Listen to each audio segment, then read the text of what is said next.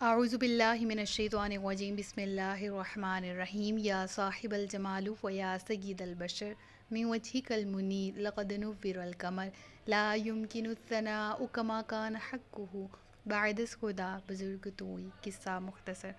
رضی اللہ عنہ سیدنا و مولانا محمد صلی اللہ علیہ وآلہ وسلم ما هو اہلہ یا رب لک الحمد کما ینبغی لجلال وجہک وعظیم سلطانک رب اشرح لی صدری ویسر لی امری واحلل عقدۃ من لسانی یفقہوا قولی رب زدنی علما رب زدنی علما رب زدنی علما۔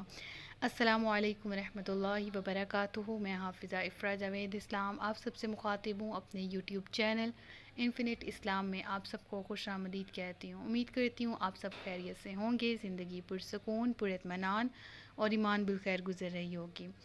سورۃ المائدہ اردو ترجمہ اور تفسیر۔ آج اس کا لاسٹ لیکچر ہے اور آخری سبق میں ہم سورۃ المائدہ کی آیت نمبر 116 سے باقاعدہ آغاز کر رہے ہیں،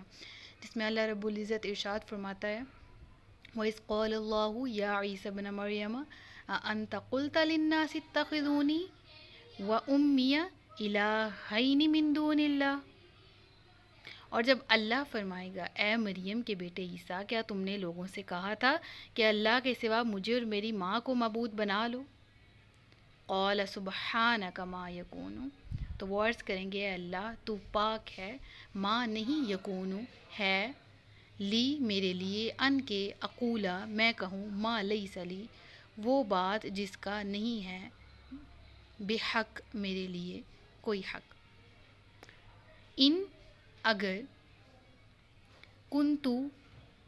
قلتہ میں نے کہی ہوتی یہ بات، فقد علمتا تو بے شک تو اسے جانتا، تو جانتا ہے وہ جو میرے دل میں ہے، اور میں نہیں جانتا وہ جو تیرے علم میں ہے، بے شک تو تمام غیبوں کو خوب جاننے والا ہے۔ اس آیت میں بھی اللہ رب العالمین قیامت کے احوال کے بارے میں ذکر فرما رہا ہے، قیامت کے واقعے کا بیان ہے کہ جب اللہ عز و جل عیسائیوں کی سرزنش کے لیے حضرت عیسیٰ علیہ السلام سے پوچھے گا، فرمائے گا کہ اے مریم کے بیٹے عیسیٰ، کیا تم نے لوگوں سے کہا تھا کہ اللہ کے سوا مجھے اور میری ماں کو معبود بنا لو؟ دیکھیں کتنا حسن ہے اس آیت میں کہ اللہ رب العالمین نے جو ذکر کیا کہ مریم کے بیٹے عیسیٰ، تو یعنی اس سے مراد کیا ہے کہ تمام تر عقیدہ عیسائیت کا رد ہو جاتا ہے، وہ چاہے وہ عقیدہ تثلیث پہ ایمان رکھتے ہوں، چاہے وہ دو خداؤں کو مانتے ہوں، چاہے وہ تین کو، چاہے وہ اللہ کو خدا مانتے ہوں، حضرت عیسیٰ علیہ السلام کو اللہ کی اولاد کسی بھی طرح کا عقیدہ عیسائیت میں ہو، اللہ تبارک و تعالیٰ نے تمام کے تمام کو رد کیا، پہلے کیا فرما کے اے مریم کے بیٹے عیسیٰ، پھر کیا فرمایا گیا کہ کیا تو نے ان لوگوں سے کہا تھا کہ مجھے اللہ کے سوا معبود ٹھہرا لو اور میری ماں کو بھی معبود بنا لو؟ اب یہ پوچھنا کس لیے تھا، اس کی حکمت میں آپ کو آگے جا کے یہ جو عرض کیا حضرت عیسیٰ علیہ السلام جو آگے سے عرض کریں گے، اور جو اللہ تبارک و تعالیٰ فرما رہا ہے حضرت عیسیٰ سے، اس کی واقعے کے پیچھے حکمت کیا ہوگی وہ بھی آپ کی خدمت میں پیش کروں گی۔ تو حضرت عیسیٰ آگے سے کیا فرمائیں گے؟ فرمائیں کہ اے اللہ تو تمام نقائص اور تمام عیوب سے پاک ہے، تیرا کوئی شریک نہیں ہے، اور ایسا ہو بھی نہیں سکتا کہ کوئی تیرا شریک ہو، میرے لیے ہرگز یہ جائز نہیں کہ میں وہ بات کہوں جس کا مجھے حق ہی نہیں ہے، یعنی جب کوئی تیرا شریک ہو ہی نہیں سکتا تو میں لوگوں سے کیسے کہہ سکتا تھا، اور اگر میں نے ایسی کوئی بات کہی ہوتی تو تجھے ضرور معلوم ہوتی، تو جانتا ہے میرے دل میں کیا ہے، تو جانتا ہے کہ میں دل سے اور میں نے زبان سے بھی تیری تبلیغ کی، میں نے خود کو تیرا بندہ کہا، میں نے خود کو تیرا رسول کہا، اور میں نے تیرے پیغام کو، انجیل کو دنیا تک پہنچایا، میں نے لوگوں کے سامنے لوگوں کو حق بات کی طرف دعوت دی، تیرا کوئی شریک نہیں ہو سکتا، میں نے ان کو نہیں کہا کہ مجھے خدا ٹھہرا لو، تو جانتا ہے جو میرے دل میں ہے، اور کتنی ہی کمال عاجزی ہے حضرت عیسیٰ علیہ السلام کی، کیا فرما رہے تو جانتا ہے جو میرے دل میں ہے، اور میں نہیں جانتا جو تیرے علم میں ہے، یعنی اللہ کا علم لامحدود ہے، ذاتی علم ہے، اور حضرت عیسیٰ علیہ السلام کا یہاں پر کمال عجز تو دیکھیں، عاجزی تو دیکھیں، انکساری تو دیکھیں کہ کس طرح کتنا حسن ہے اس جملے میں کہ اللہ تو میرے دلوں کا حال جاننے والا ہے، ہمارے دلوں کا، لیکن ہم نہیں تیرے علم کا احاطہ کر سکتے، نہ جان سکتے ہیں کہ تیرا علم کتنا وسیع ہے، بے شک تو ہی تمام غیبوں کا خوب جاننے والا۔ یہاں علم کو اللہ تعالیٰ کی طرف نسبت کرنا اور معاملہ اس کے سپرد کر دینا اور عظمت الہی کے سامنے اپنی عاجزی کا اظہار کرنا، یہ حضرت عیسیٰ علیہ الصلاۃ والسلام کی شان ادب ہے کہ اس قدر ادب کے ساتھ حضرت عیسیٰ علیہ الصلاۃ والسلام اللہ تعالیٰ سے مخاطب ہوں گے۔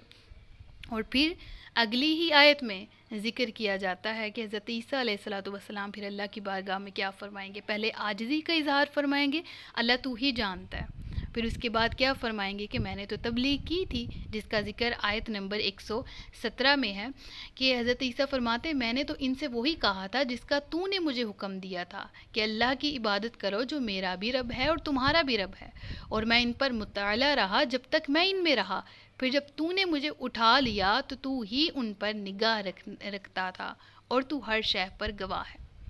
اب یہاں پر کیا حضرت عیسیٰ علیہ الصلاۃ والسلام سب سے پہلے کیا فرمایا گیا پچھلی آیت میں؟ عرض تو کریں گے یا اللہ تو سب جانتا ہے، اس کے بعد عرض کریں گے کہ میں نے تو اے اللہ ان سے وہی کہا تھا جس کا تو نے مجھے حکم دیا، یعنی میں نے تو تبلیغ کی جو انجیل میرے تک تو نے نازل فرمائی حضرت جبرائیل علیہ الصلاۃ والسلام کے ذریعے، میں نے اس کا پورا حق ادا کرنے کی کوشش کی اور بلا شبہ حضرت عیسیٰ علیہ الصلاۃ والسلام نے تبلیغ کا حق ادا کیا۔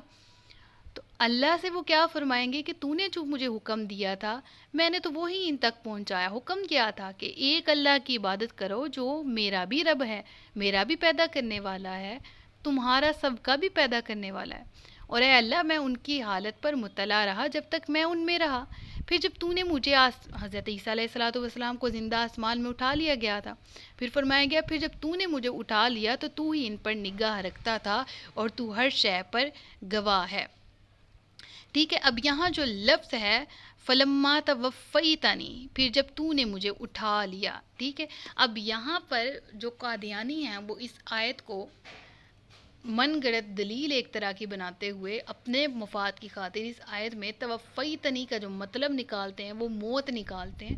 اور قادیانی کہتے ہیں کہ اس سے مراد جو ہے وہ موت ہی ہے، حضرت عیسیٰ علیہ الصلاۃ والسلام کو موت دی گئی تھی، توفا کا یہاں سے مراد وہی ہے، لیکن حقیقت حال اس سے بالکل مختلف ہے، کیونکہ توفا کے لفظی معنی موت کے لیے خاص نہیں ہے، بلکہ کسی شے کو پورے طور پر لینے کو کہا جاتا ہے، مکمل طور پر اپنے اختیار میں لے لینے کو، مکمل طور پر لے لینے کو توفا کہا جاتا ہے، خواہ وہ بغیر موت کے ہی کیوں نہ ہو۔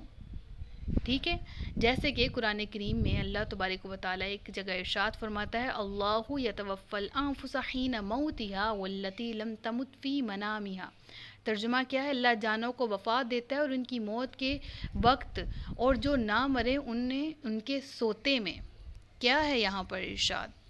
یعنی یہاں پر مراد اب سوتے کے لیے بھی تو یہ لفظ یوز ہوا نا، ایک کہ اللہ جانوں کو وفات دیتا ہے ان کی موت کے وقت، اور جو نہ مرے انہیں ان کے سوتے میں، سورہ زمر کی آیت ہے یہ، اور اس سے یہ ثابت ہوتا ہے کہ توفا جو ہے وہ موت کے معنی میں نہیں آتا، اور اگر قادیانی محض اس لفظ کو بنیاد بناتے ہوئے استدلال کرتے ہیں کہ حضرت عیسیٰ علیہ الصلاۃ والسلام فوت ہو چکے ہیں، تو ان کا یہ استدلال کرنا بالکل غلط ہے، کیونکہ یہ لفظ جو ہے وہ موت کے لیے خاص نہیں، اس پر مکمل بحث بھی کی جا سکتی ہے، اور اس کے متعلق بہت تفصیلات بھی ہیں، جس میں سے علماء کرام نے بہت سی مستند کتابیں بھی لکھی ہیں جو عقیدہ قادیانیت کا رد کرتی ہیں، جس میں سے ایک کتاب جو ہے مرتد قادیانی کے رد پر ایک رسالہ ہے، اور اس رسالے کے لکھنے والے ہیں اعلیٰ حضرت امام احمد رضا خان رحمۃ اللہ تعالی علیہ۔ تو اس سے متعلق مزید تفصیلات جاننے کے لیے فتاوی رضویہ کی 15ویں جلد کا مطالعہ کریں، اور اس ٹاپک سے ریلیونٹ مزید کوئی کنفیوژن رہے تو آپ کمنٹس میں مجھ سے پوچھ سکتے ہیں۔ پھر اگلی آیت ہے آیت نمبر 118، اس میں حضرت عیسیٰ علیہ الصلاۃ والسلام کا قول ہے جو اس آیت میں بیان ہے کہ ان تعذبہم فانہم عبادک وَإِن تَغْفِرْ لَهُمْ فَإِنَّكَ أَنْتَ الْعَزِيزُ الْحَكِيمُ، کہ اے اللہ اگر تو انہیں عذاب دے تو وہ تیرے بندے ہیں، اور اگر تو انہیں بخش دے تو بے شک تو ہی غلبے والا، حکمت والا ہے۔ یعنی حضرت عیسیٰ علیہ الصلاۃ والسلام کو علم ہوگا نا کہ قوم میں بعض لوگ کفر پر قائم رہے اور بعض شرف ایمان سے مشرف ہوئے، اسی لیے آپ علیہ الصلاۃ والسلام اللہ کی بارگاہ میں عرض کریں گے، اور وہ عرض کیا کریں گے کہ ان میں سے جو کفر پر قائم رہے ان پر تو عذاب فرمائے تو بالکل حق بجا، عدل و انصاف ہے، کیونکہ انہوں نے تمام حجت کے باوجود تمام دلائل کے واضح ہونے کے باوجود، تمام چیزوں کے بالکل صاف صاف بیان ہو جانے کے باوجود بھی انہوں نے کفر اختیار کیا۔ ہدایت اور گمراہی سامنے دونوں واضح کر دینے کے باوجود بھی انہوں نے خود کے لیے گمراہی کو چنا، کفر اختیار کیا۔ تو تیرا اگر ان پر عذاب آئے گا تو بالکل حق ہے، بالکل انصاف ہے، اور اگر جو ایمان لائے ہیں تو انہیں بخش دے تو یہ تیرا فضل ہے، تیرا کرم ہے، ان کے گزشتہ گناہوں کو بخش دے۔ تیرا ہر کام حکمت والا ہوتا ہے، اے اللہ تو غالب ہے، تیرے ہر کام، تیرے ہر فیصلے میں حکمت شامل ہوتی ہے۔ تو دیکھیں یہاں پر نبی پاک صلی اللہ علیہ وآلہ وسلم کی عظمت، ان کی شان، اور نبی آخر الزمان حضرت محمد مصطفیٰ صلی اللہ علیہ وآلہ وسلم کا کمال درجے کا شفیق ہونا میں آپ کے سامنے بیان کروں گی کہ نبی کریم صلی اللہ علیہ وآلہ وسلم نے بھی اس آیت مبارکہ کو پڑھ کر اللہ عز و جل کی بارگاہ میں اپنی امت کے لیے دعا فرمائی۔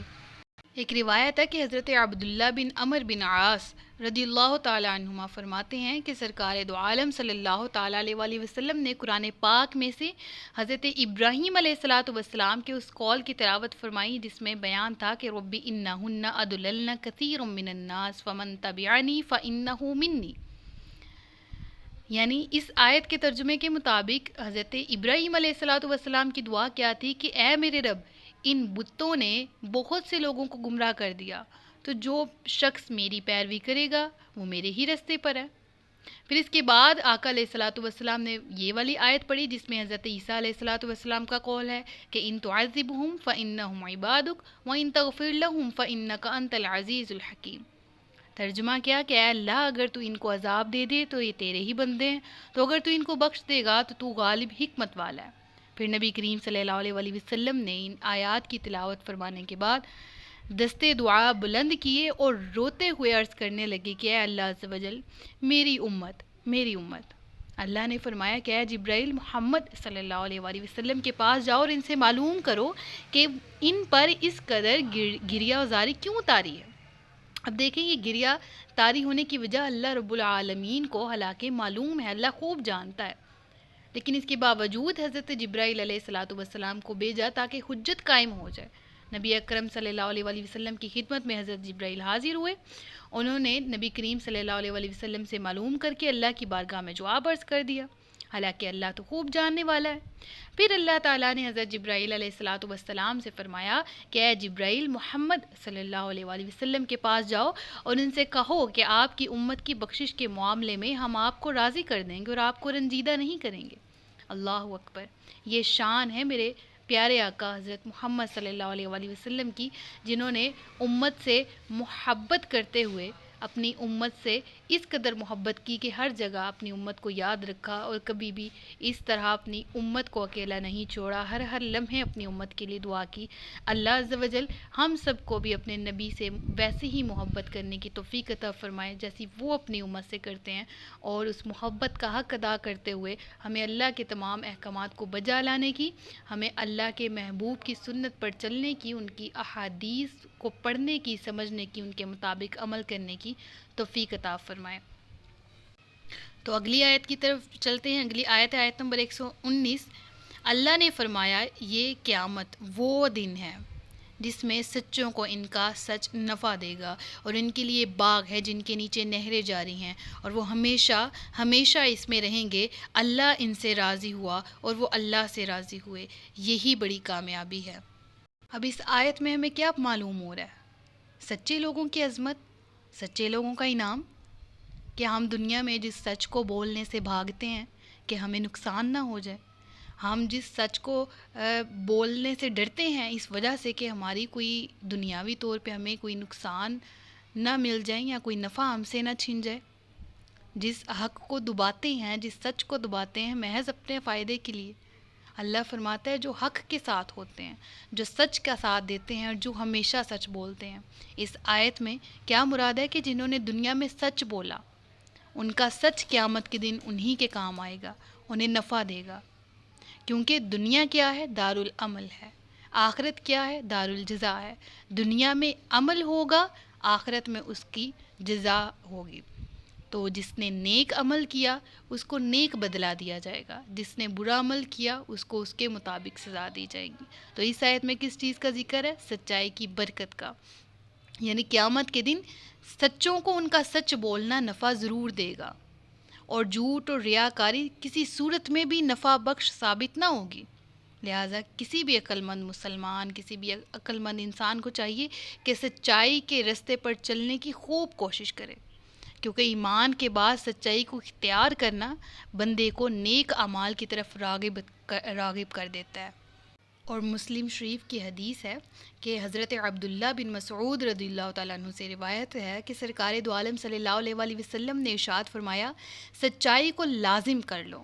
کیونکہ سچائی نیکی کی طرف لے جاتی ہے اور نیکی جنت کا راستہ دکھاتی ہے۔ آدمی برابر سچ بولتا رہتا ہے اور سچ بولنے کی کوشش کرتا رہتا ہے، یہاں تک کہ وہ اللہ تعالیٰ کے نزدیک سچا یعنی صدیق لکھ دیا جاتا ہے۔ اور جھوٹ سے بچو، کیونکہ جھوٹ فجور کی طرف لے جاتا ہے، اور فجور جہنم کا رستہ دکھاتا ہے۔ فجور سے مراد برائی بھی لی جا سکتی ہے یہاں پر، یعنی جھوٹ تمام برائیوں کی جڑ ہوتی ہے، اور جو جھوٹ ایک دفعہ بولنا شروع کر دے، وہ ایک محاورہ ہے نا کہ بڑے بزرگ کہتے ہیں کہ ایک جھوٹ چھپانے کے لیے 100 جھوٹ بولنے پڑتے ہیں، ایک جھوٹ کو نبھانے کے لیے 100 جھوٹ بولنے پڑتے ہیں۔ تو جو ایک دفعہ جھوٹ بول دیتا ہے پھر وہ گناہوں کی ابتدا کرتا ہے اور پھر گناہ کرتا چلا جاتا ہے۔ اللہ کے محبوب فرماتے ہیں کہ یہ پھر جہنم کا رستہ دکھاتا ہے، اور آدمی جب برابر جھوٹ بولتا رہتا ہے اور جھوٹ بولنے کی کوشش کرتا ہے، یہاں تک کہ وہ اللہ کے نزدیک کذاب یعنی جھوٹا لکھ دیا جاتا ہے۔ استغفر اللہ ربی من کلی ذنب واتوب الیہ۔ اللہ تعالیٰ ہم سب کو سچ بولنے کی، سچائی کے رستے کو اختیار کرنے کی، جھوٹ بولنے سے بچتے رہنے کی توفیق عطا فرمائے، آمین ثم آمین۔ اور اس سورہ کی آخری آیت، آیت نمبر 120، للہ ملک السماوات والارض وما فیہن وہو علی کل شیء قدیر۔ یہ آیت اللہ کی حاکمیت کو ظاہر کرتی ہے، یہ آیت اللہ کی بادشاہت کو ظاہر کرتی ہے۔ اللہ کیا فرما رہا ہے؟ آسمانوں اور زمین میں جو کچھ، آسمان اور زمین اور جو کچھ ان میں ہے، سب کی سلطنت اللہ ہی کے لیے ہے، اور اللہ ہر چیز پر قادر ہے، اور وہ ہر چیز پر قادر ہے۔ اس کے ہاتھ میں بادشاہی، اس کے ہاتھ میں بلائی ہے، وہ ہر کام کا دیکھنے والا ہے، وہ ہر دل میں اٹھنے والی بات کو جاننے والا ہے، وہ ہر عمل سے واقف ہے، وہ علام الغیوب ہے، وہ ستار العیوب ہے، وہ غفار الذنوب ہے۔ اور بے شک اللہ ہی وحدہ لا شریک ہے، اس کے سوا کوئی اور دوسرا معبود کہلانے کے لائق بھی نہیں ہے۔ تو اس آیت میں ہے نا کہ للہ ملک السماوات والارض، کیا فرمایا گیا کہ بادشاہی زمین و آسمان کی، اور پھر کیا فرمایا وما فیہن، اور جو اس میں موجود ہیں۔ اب زمین اور آسمان اور اس کے اندر موجود کون؟ تمام مخلوقات، اور مخلوقات میں کون آ جاتے ہیں؟ حضرت عیسیٰ علیہ الصلاۃ والسلام اور حضرت مریم علیہ الصلاۃ والسلام بھی۔ تو اس آیت میں حضرت عیسیٰ اور حضرت مریم رضی اللہ تعالیٰ عنہ کو خدا کہنے والے عیسائیوں کا بھی رد ہے کہ جب آسمانوں اور زمین اور جو کچھ ان میں موجود ہے سب کا مالک اللہ ہے، تو یہ دونوں حضرات بھی تو اللہ کی بادشاہی کے اندر، جب اللہ ایک اکیلا بادشاہ ہے تو یہ تو مخلوق میں آ گئے نا، یہ تو بندوں میں آ گئے نا اللہ کے، یہ خدا کیسے ہو سکتے ہیں؟ کیونکہ جو عبد ہو، جو بندہ ہو، وہ خدا ہرگز نہیں ہو سکتا۔ تو اس آیت سے ہم نے یہ سیکھا کہ اللہ وحدہ لا شریک ہے، اللہ اکیلا ہے، اسی کی وہی تمام شانوں کے لائق ہے، تمام تعریفیں اسی کے لیے۔ اللہ تعالیٰ ہم سب کو حمد و ثنا کا حق ادا کرنے کی توفیق عطا فرمائے۔ یہاں پر ہماری سورۃ المائدہ مکمل ہوئی، آخری